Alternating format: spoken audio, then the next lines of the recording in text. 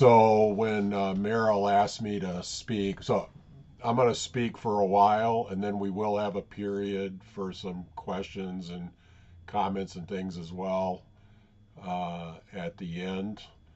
Um, but when Meryl asked me to speak, I said I know exactly what I want to talk about, um, and I wanted to talk about this is a sermon I gave a couple months ago at CZA that I now have an opportunity to expand. It's not a 10 to 12-minute sermon. I've got more time. And so I'm excited to try this out on you. You guys are my guinea pigs.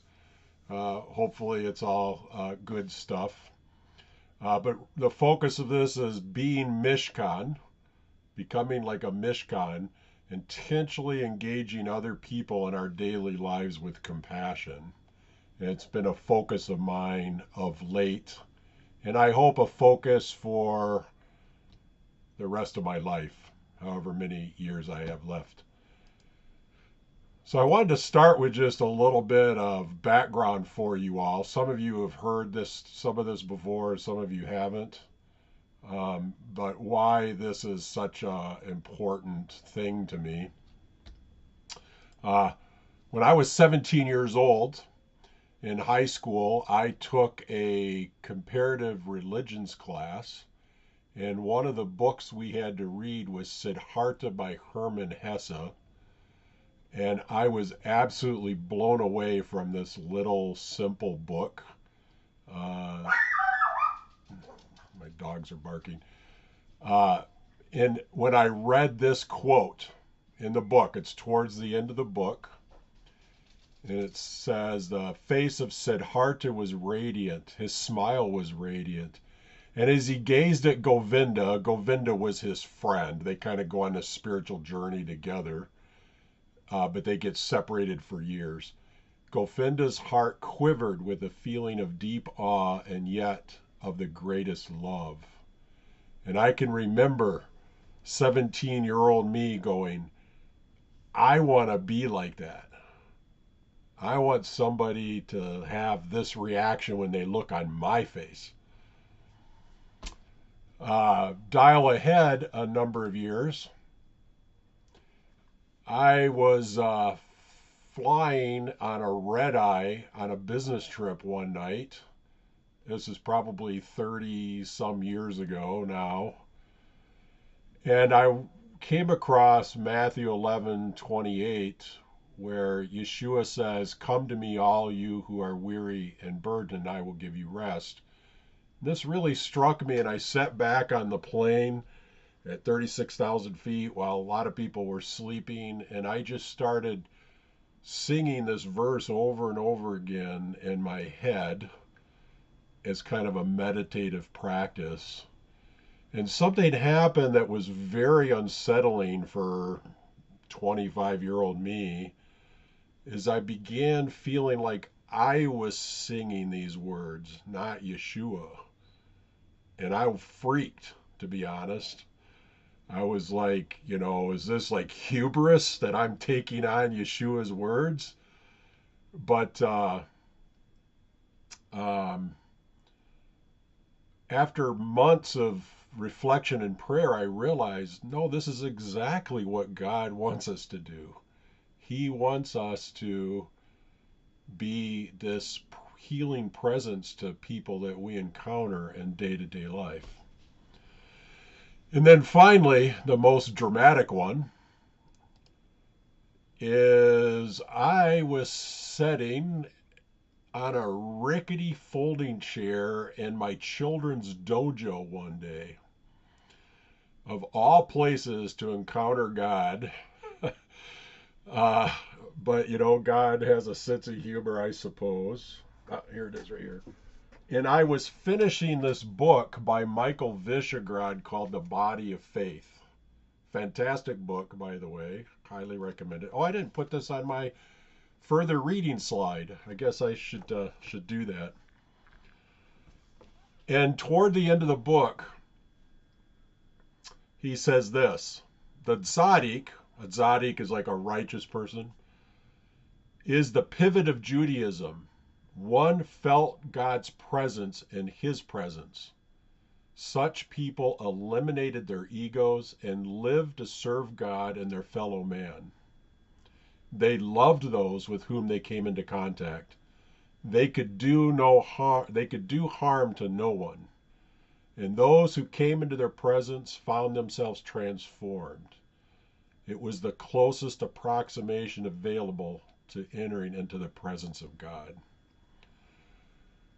When I read these words, God struck me blind for about 10 seconds. And I heard a very loud voice in my head say, "This is what I'm calling you to." And then my vision came back. I was so startled, I nearly fell out of this rickety folding chair that I was sitting in. And I think I did kind of stumble because people all kind of like looked at me like, "Oh, are you okay? You know, what happened to you?" It was a pretty powerful moment. So brief that, it's easy to wonder, did it really happen? Did I make this up? I don't know. I think it was a valid experience of God. The problem is that I've largely ignored this my whole life, uh, and not paid that much attention to it. I do believe that this is not a special calling on me. I think that this is a calling on all of us. When Yeshua was asked what is the greatest commandment, he said to love God with all of your heart, soul, and might, and to love your neighbor as yourself, which is also what our rabbis teach. They teach that the greatest commandment is to love your neighbor as yourself. The word neighbor in Hebrew is re'ah. This comes from the root word resh ayin he, which means to shepherd. So our neighbor is people that we can shepherd as disciples of Yeshua. And just as Yeshua was asked, "Who is my neighbor?" and he basically said, "Everyone you come into contact with is your neighbor." The Ramak, which was a rabbi who lived a few centuries ago, said, "Just as the Holy One is merciful and gracious, so too should you be merciful and gracious. All of your actions should be modeled after the qualities of the Holy One." And so, like I said, this is really, I've kind of come to this now after, 40 some years of these kinds of encounters. There's a few others I don't have time to go into. But now I'm like really committing myself that this is going to be my dedicated focus for the rest of my life. But Ezrat Hashem, with the help of God, this will be true. There are some exemplars of this type of presence to others. The Lubavitcher Rebbe was famous for this. Rabbi Lord Jonathan Sacks of blessed memory, he was the chief rabbi of England, met the Rebbe as a young man. At that point, I think he was studying engineering, and he went and talked to him about what he should do with his life, and the Rebbe turned his world upside down. And he said, "I had the privilege of a private audience with the Rebbe. I came with questions. He responded with vision. I came seeking guidance. He inspired me to lead. I went in a student and came out a servant." Then there was a Russian scientist who was also quoted of his encounter with the Rebbe. In a single glance, the Rebbe saw not only who I was, but who I could become. He spoke not to my intellect, but to my soul. A very impressive leader in the Jewish community. The Dalai Lama is another person who is famous for having this sort of stance with others. Rabbi Zalman Schachter Shalomi met the Dalai Lama and said there was such joy and presence in his gaze. It felt like being seen and embraced by a loving parent and a wise friend at the same time. And Pico Iyer said he listens with such a wholehearted attention that you feel your best self rising to meet his gaze. Mr. Rogers. If you've not seen the Tom Hanks movie, I never watched Mr. Rogers when I was a kid. It was on a station that we couldn't get. Remember those days? And that movie blew me away. I was so impressed with Fred Rogers. Jeff Erlinger was a disabled guest on his show at one point in time, and he said he made me feel not like a guest on his show, but like a guest in his heart. And Tom Hanks in that movie just captures and portrays the spirit of Fred Rogers so much. And of course, Messiah Yeshua. We see all throughout Scripture where he just is such a compassionate presence to all these people. This Samaritan woman who is living a sinful life. Zechariah, the tax collector who crawls up in a tree just hoping to get a glimpse and then suddenly becomes the center of Yeshua's attention. The adulteress anointing him with oil.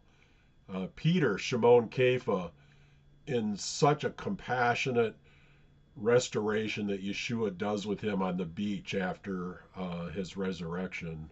The bleeding woman, the adulteress being stoned, so forth and so on. We just see over and over again Messiah Yeshua reflecting this godly compassion and compassion engagement with others. I've never met any of these people, but I did meet one person. His name was William Voswig. I was invited by a friend to go to a weekend teaching retreat, and this guy was there. I'd never heard of him before. He was a retired Lutheran minister who had a prayer and healing ministry. And I have to say, my encounter with him was just absolutely amazing. He talking with him, I just felt like I was the most important person in the world in that moment. And I've said for years that he has since passed away some years ago, but I've said for years that he's the closest thing to Yeshua I've met in the flesh. It was just a really amazing encounter with this guy. And he wasn't even the main speaker at the retreat. But he was one of them. But just an absolutely amazing guy, and his story is amazing as well. So I chose the word Mishkan. This comes from the word Shachan, Shin Chaf Nun, which means to dwell. And I chose it because in the reading of God establishing the Mishkan in Exodus 25, God says, "Let them make me a sanctuary, and I will dwell among them." Midrash Rabbah says, it does not say that I may dwell in it, not dwell in the Mishkan, but among them, in each and every one of them. God's desire in the establishment of the Mishkan is to live in the midst of his people in this compassionate, engaging way. And so we too can live as be a Mishkan to other people in our daily lives. Abraham Joshua Heschel wrote, "Spiritual life is just not about humanity longing for the divine, but for God's longing for us." This is really reflected in the mitzvah barucha.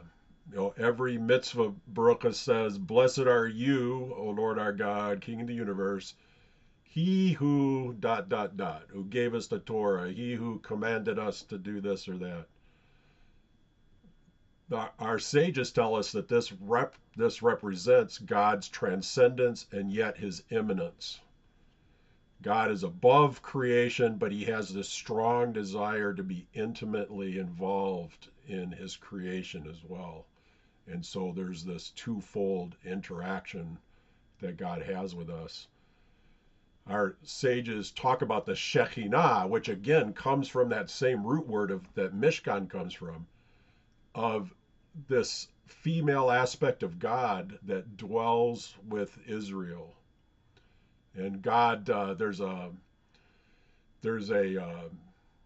midrash on the burning bush scene where God announces his name Yud He Vav He to Moshe, and it's interpreted in this midrash.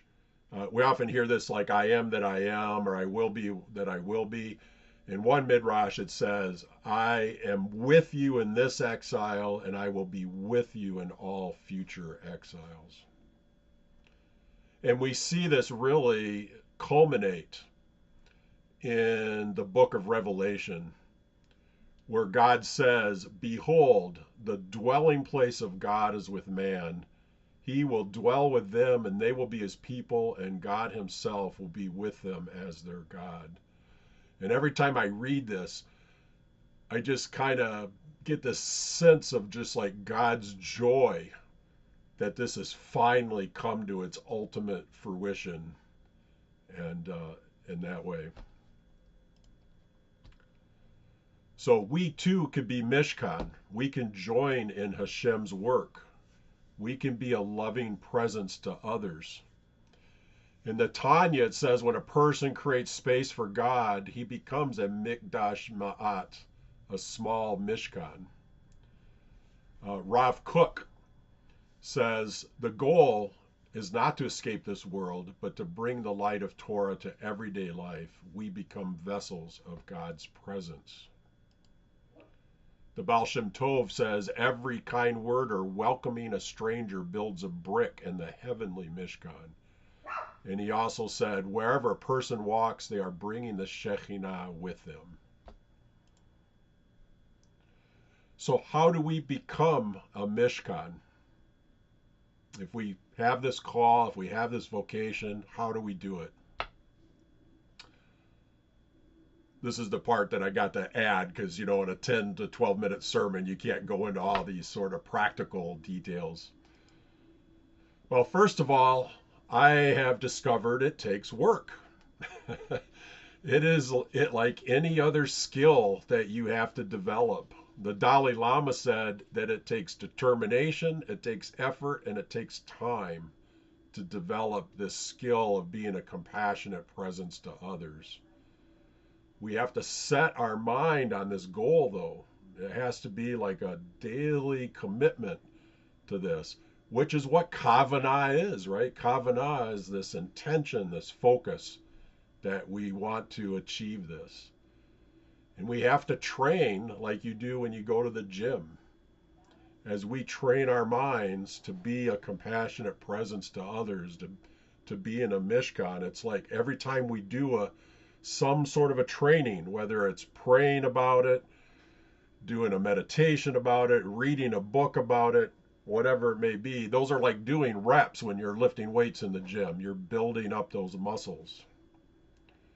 But just like in training, we need time for rest and nutrition as well. We need time of prayer and meditation and silence and having space in our lives. I think this is the one thing that I've discovered most in this past year that I've been really focusing on this is how little silence and space we have in our lives, especially with the onslaught of social media.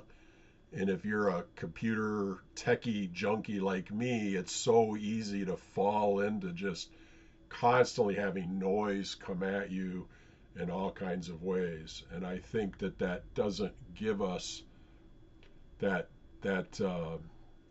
opportunity to focus and to internalize things that we're taking in and preparing ourselves. And just like going to the gym, we need coaches.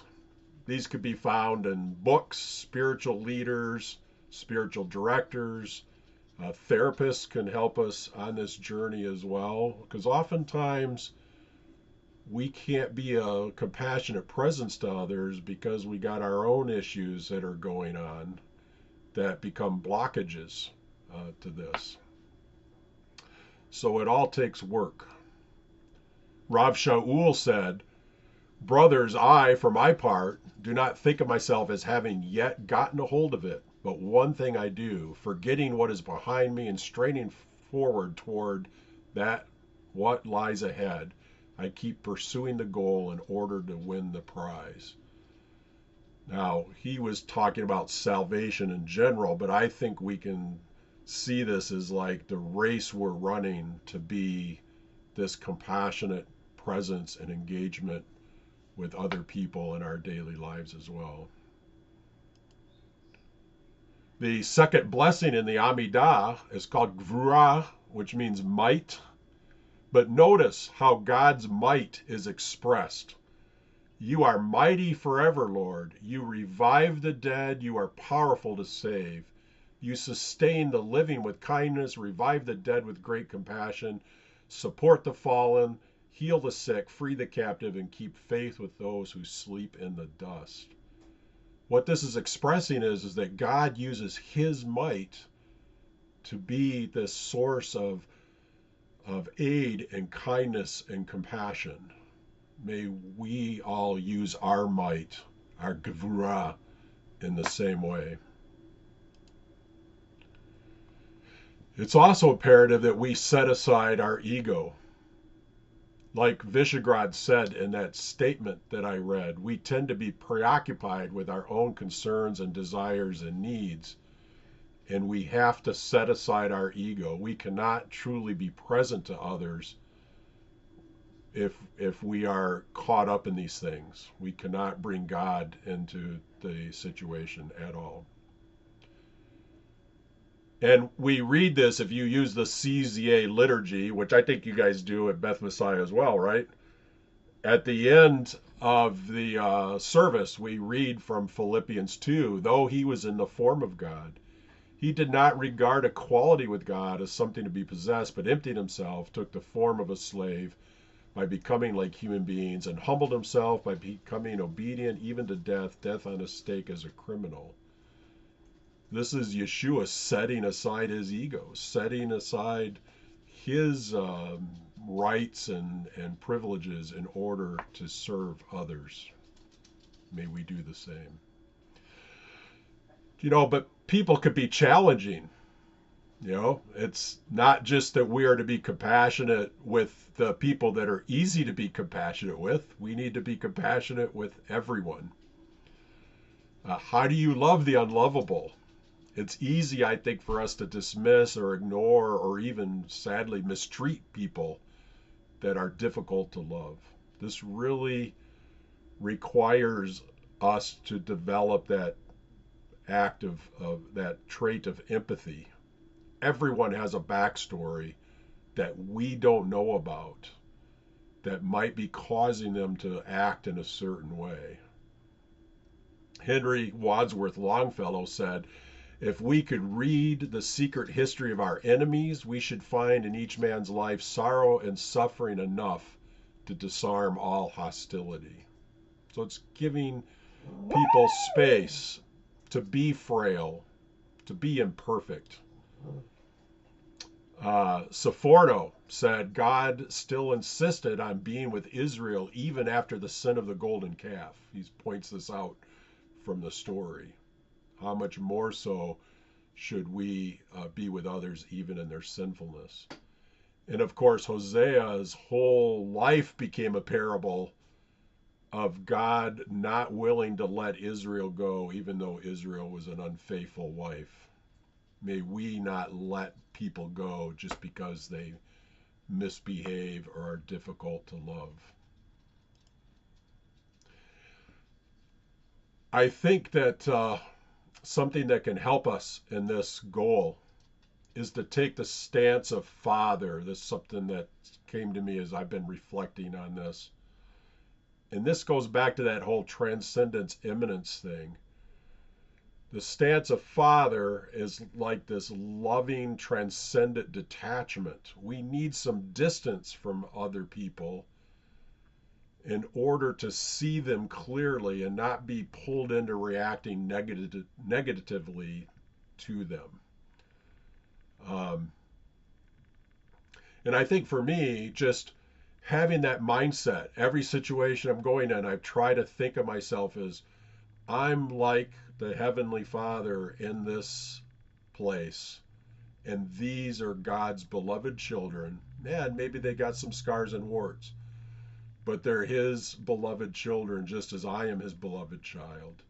And how can I love them? You know, Mother Teresa talked about seeing Jesus in His distressing disguise in her work. Thich Nhat Hanh, a Buddhist monk who just died about 7 or 8 months ago, said that we should treat our afflictive emotions like spoiled children. This is a way of like distancing ourselves from our own anger or lust or fear or anxiety or whatever it may be, that we kind of treat them, we kind of distance ourselves and sort of treat them like spoiled little children. And I think that's a stance we can take with people that we encounter in everyday life as well. The prodigals in the story of the prodigal son, the father goes out to him. The father goes for the prodigal, finds him waiting for him in the road. And then when the father's throwing a party for him and the elder brother is outside fuming about it, he leaves the party and goes out to that son and engages him compassionately. Yeshua expressed this stance of Father as he was dying. He said, "Father, forgive them, for they know not what they do." But then, as I reflected on this further, I realized we also need to take the stance of mother. You know, mothers traditionally are more of the nurturers, the caretakers, the cuddlers, the that kind of a thing, and the term compassion, by the way, rachamim in Hebrew, comes from the word rechem, which means womb. You know, it's this compassionate, motherly love that we offer to people. Yeshua expressed this motherly love when he says, "Jerusalem, Jerusalem, how I've longed to gather you under my wings like a mother gathers her chicks." And I think that what can help us take the stance of mother with people is to see that we are all interconnected. Oh, I already did the womb thing here. Uh, Somewhere recently I read, I don't remember where, it said that that we are, think of us as all being interconnected to one another, and we can think of others as being like the child in our womb. This is not just a person that's cut me off on the freeway, or the salesperson that was a little short with me, or whatever. This is my child as I express God the Mother's love to everyone around me. Does that make sense? I think we also have to prepare, like we said, training. We have to prepare ourselves to engage others in this way. And one of the things that we can do is practice mindfulness, being mindfully aware of what's going on within ourselves so that we can address anything that's inappropriate, and to take time for prayer and meditation. If we do, we see just how distracted we are all the time, right? And we can't engage others compassionately if we're living in that distracted state. And we need to pay attention to our afflictive emotions that may be blockages to us being this conduit of compassion to others. You know, when we pay attention to this, we can get upset about it and say, why can't I focus? My mind's so scattered. Or I'm an awful person because I'm dealing with this anger. Or you could say, what a creative mind I have that it thinks of all these things and does it. It's like reframing it in a positive way, or saying, I am a good person, I am a child of God who happens to be struggling with anger right now. See how that flips it over on its head? One person said, as we have compassion on ourselves, we are opened to have compassion for others. And of course, we see Yeshua frequently going off to pray alone and to be alone. And I think that this is him being that mindful realization that he couldn't be with the crowds all the time, or he wasn't going to be fully there for them. The Dalai Lama likens spiritual practice to a voltage stabilizer. I really like this quote. Real spiritual practice is in some sense like a voltage stabilizer. The function of the stabilizer is to prevent irregular power surges and instead give you a stable and constant source of power. And so by us having that space and that quiet and that mindfulness and meditation and prayer allows us to even out the spikes in our own emotions and our own ways of dealing with others and how we react to others. Science has showed us that we literally rewire our brains based on what we focus on. Our neurons make these new connections as we learn things, as we focus on things. It's literally a rewiring of the brain. And this is what makes addiction so horrible. Another book that I did put on the reading list is by Rabbi Abraham Twersky, who was a psychiatrist as well as a rabbi. And it's a book called Forgiveness. I just finished this one a couple months ago, and it's another awesome. I highlighted this book like crazy. And he talks about, he dealt a lot with addiction in his work during his life.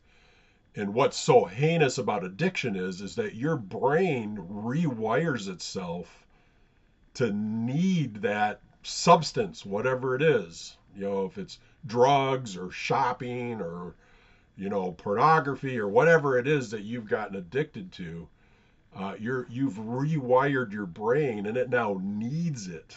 This is why it's so heinous. So what we focus on wires our brains, and this is what our sages have said for centuries, right? Is that you do the action and the feeling will come later, is what's been taught throughout the centuries. The Sefer HaChinuch said a person is affected by their actions. One's heart and thoughts follow after the deeds they perform, whether good or evil. Rabbi Moshe Chaim Luzzatto said, even if one is not yet inspired, performing acts of piety trains the soul and readies the heart.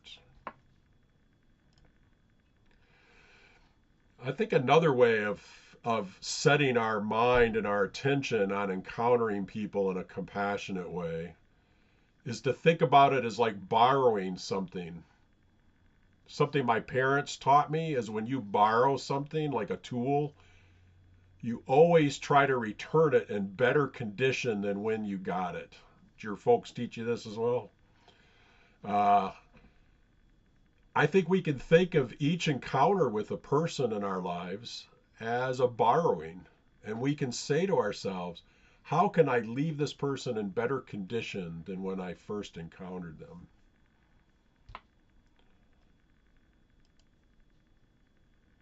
Now, all this focus on being Mishkan, I also want to talk about the flip side of this, of Kabbalah, of receiving Mishkan. I think it's important for us to be open to the reciprocal, that people could be Mishkan to us. Other people can be a presence of God back to us. Not everybody's going to do that, but there are people that are also going to be able to bring this to this. This was kind of a surprise for me when I first started my work in spiritual direction years ago. With a spiritual direction, it's all seems to be one-sided. You're there to companion somebody on their spiritual journey. You're not talking about your journey. You're not focused on you. It's being there for them. But what surprised me was how much back blessing I got from the people that I met with. That was just absolutely amazing. It got to the point where I would tell people, I don't know if I'm doing anything for you or not, but I know I'm getting blessed by meeting with you. And actually, I went through a kind of a rough time many years ago, and one of the things that sustained me through that time was just my clients in spiritual direction. Just meeting with them was just such a blessing for me. So as we encounter others and we think about how we can be a compassionate presence to them, we can also ask ourselves, what does this person have to teach me? What is Hashem saying to me in this encounter? Martin Buber, a Jewish philosopher, wrote, when two people relate to each other authentically and humanly, God is the electricity that surges between them. This kind of reflects Yeshua's statement of, where two or more are gathered in my name, I am in their midst as well. So I wanted to give you some practical meditations that can be done as we're in this compassionate gym working out. And one of them I wrote myself and I put up on YouTube. If you want, we'll send these slides around, and I've got a link to the YouTube video. I actually have this YouTube video on a shortcut on my iPhone, and I watch it in the mornings to sort of set my mind to this. And what I wrote is, I wake in the presence of the Father who gives breath to my lungs and mercy to my soul. Today I choose to be present to God, my Father, who dwelt with us in the Mishkan and now dwells in the stillness of my heart. I choose to be Mishkan, present to others, not as obstacles, but as his beloved, each one bearing his image. I choose to be Mishkan, present to others. I got that under twice, sorry. I choose to be present to myself with grace, with gentleness, and with love. Let the Father's heart shape mine. Let peace steady me. Let compassion lead me. Let joy surprise me. Blessed are you, Lord our God, divine presence within me who dwells in my heart and makes me a Mishkan of love. And this is the link to that YouTube video that I did. Musar teaches us. Musar is the Jewish ethics that focuses on these midot, these characteristics, these godly traits of compassion, humility, generosity, patience, all these sorts of traits. This is a tool that we can use to develop our character and to prepare us to be Mishkan. Musar includes the practice of cheshbon hanefesh, which is the accounting of the soul, taking account of yourself and how you are doing. And hit pa'alut, which is this intense Torah study on these different traits of compassion, humility, generosity, and so forth. Another fantastic book that I have on my list, The Responsible Life, is a Musar book by Ira Stone. And he says, service to and responsibility for other human beings is the single most important human value. And this is the focus of Musar. Chassidut also is a great resource. Chassidut teaches about hitbodedut, sequestering yourself off and having that time of personal prayer and outpouring of self to God. If you've ever watched the movie, I think it's available on Netflix now, called Ushpizin. Anybody seen that? If you haven't, watch it. It's an amazing movie. You see an example of him doing heat bododut when he gets mad. He runs out into the garden so that he's not impacting others with his anger. And you notice it includes, he's especially concerned that he doesn't lash out in anger at the people that offended him, you know? So he runs away, like literally, he's afraid to be near them because he knows he'll do damage in that moment. And then he pours out his heart to God. Avodah besimcha, serving God and others with joy. Many of the Hasidic rabbis talk about how cultivating joy in our lives is actually a mitzvah from their point of view.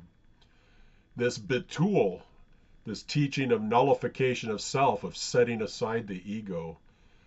Hit bonanut, the meditation on God's greatness. And then there's a Musar-like practice within Hasidism as well called Tikkun Amidot, the repairing of our traits, these facets. So these are great coaches for us in our gym of compassion. This is this is a meditation that I crafted that we're actually going to do in a few moments together. I called it Chesed meditation. And what you do is I stole this from Buddhism, by the way. I just made it Jewish. But what you do is you start with focusing on a loved one. And you say, may Adonai bless him or her and keep him or her, or you can put their name in. May Adonai make his face to shine upon them and be gracious to them. May Adonai lift up his face to them and give them shalom. Then you move. So the first one is somebody that you love dearly, you're very close to. Then you move to somebody that's neutral. So it could be like somebody you regularly see at the store, that's a worker there, or whatever it may be, a fellow teacher at the school or whatever. And you go through this blessing with them. But then you move on to somebody that you are struggling with.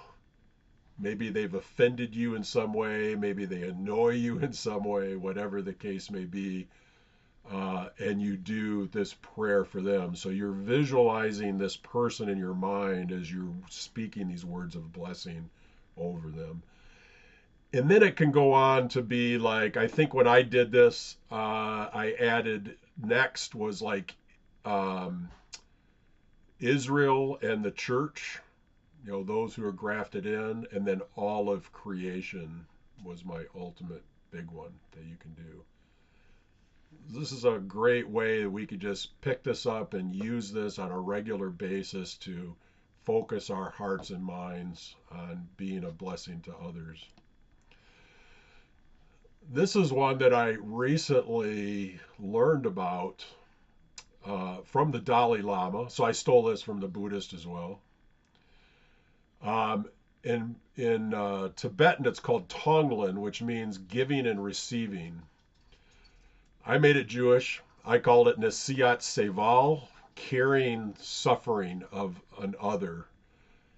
And when I learned about this, I was just absolutely awestruck about how amazing this is to me. Because this meditation, it's much like the one that I just showed you, but it's thinking and reflecting on somebody's suffering. And it occurred to me that, Israel is called the suffering servant in Isaiah 53. The Christians say Isaiah 53 is about Jesus, and the Jews say Isaiah 53 is about the people of Israel suffering on behalf of the nations of the world. Messianic Jews say it's both, right? It's really Messiah Yeshua as that perfect one-man Israel is fulfilling Israel's calling to be the suffering servant on behalf of the world. And And so this type of a meditation, I think, is just amazing and appropriate for us as Messianic Jews and Christians to be able to do. And again, in this book that I highly recommend about Musar called The Responsible Life by Ira Stone, he says, "My beloved suffering commands me to act on their behalf." He talks all about this focus on the beloved, which is really everyone we encounter is the beloved, and recognizing that they are suffering and we need to act on their behalf. So in this meditation, we imagine the person, or maybe it's a group of people who are suffering in some way, and then as we're thinking of them, we breathe in their pain, we visualize taking their pain and suffering upon ourselves, and then as we breathe out to them happiness and relief and joy and healing. And this is a meditation that I've just recently started practicing myself. It's like taking in their darkness and letting out light. Another meditation that I wrote that I didn't put on the slides here is called a Shema meditation, but it uses the word Shema. If you think about it, there's two syllables there, sh and ma. Sh is kind of a static sound, right? Shh, it sounds staticky. That represents all the disharmony and hatred and turmoil that we have in the world or in ourselves. And ma is this harmonious sound, right? So as we do the Shema, we breathe in the static and then we let out the harmony. And it occurred to me that this is kind of what this Nesiat Seval meditation is. We're just not breathing in our own personal static, we're breathing in the static of another and then giving back to them harmony. So let's do this. I'd like to invite all of you to just sit comfortably and close your eyes, and I will walk you through doing this chesed meditation together.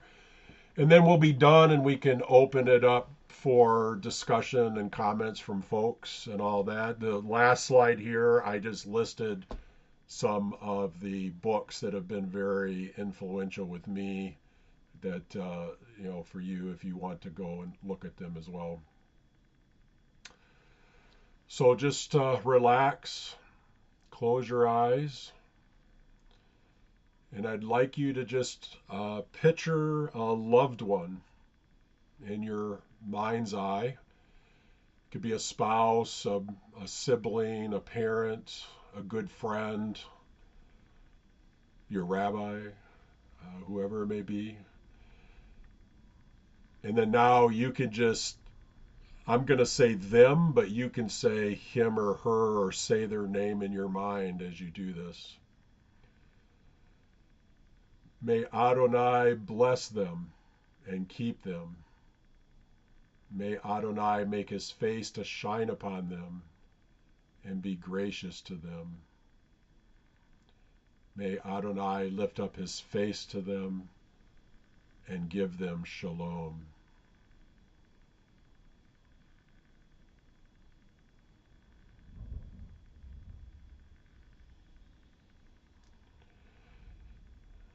And now just picture in your mind's eye somebody that you maybe know, but they're not really close to you. But they're also not somebody that you're struggling with in any way. Like I said, it could just be somebody you encounter on a regular basis that's a worker in a store or somebody at your job or whatever it may be. And again, just we want to wish God's blessing upon them as well. May Adonai bless them and keep them. May Adonai make his face shine upon them and be gracious to them. May Adonai lift up his face to them and give them shalom.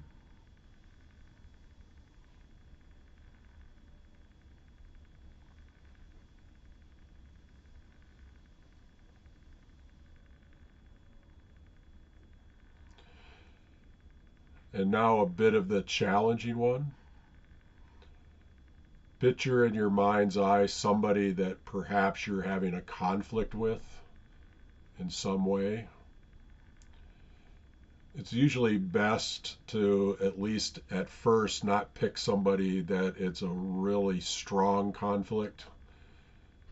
So if it's something like an abusive parent or something like that, that may not be the best choice. But somebody that you're just having conflict with, or like I said, somebody that you struggle to love, to be compassionate with.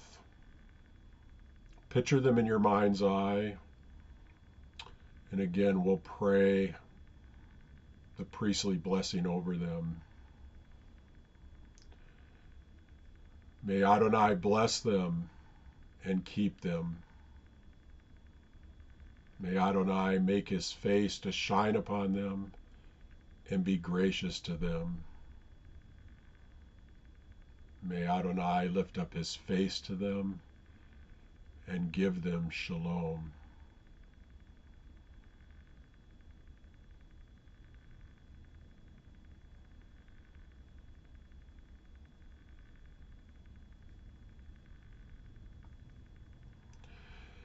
And now I would just invite you to put into your mind's eye the people of Israel and the church that's been grafted in, God's beloved children, his people.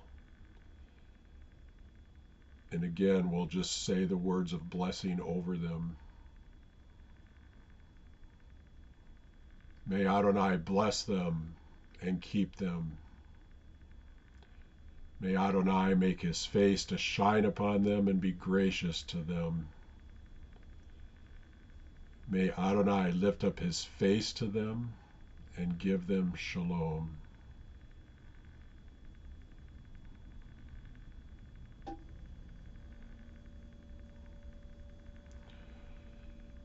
And then finally, let us just picture all of God's glorious creation that is groaning for the ultimate redemption to happen. We can think about the suffering of our world from our pollution and mistreatment of the environment. We can think of the wars and strife and hatred that is going on in the world. And we just want to bring God's blessing and compassion to all of them. May Adonai bless them and keep them. May Adonai make his face to shine upon them and be gracious to them. May Adonai lift up his face to them and give them shalom.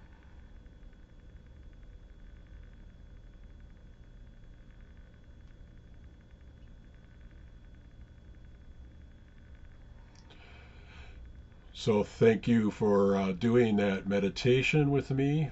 We can now open it up to people want to share how they experienced this meditation in this quick few moments that we did this. That'd be fine. Or if there's any other points in my presentation you want to talk about or questions that you have, be happy to talk about them with you.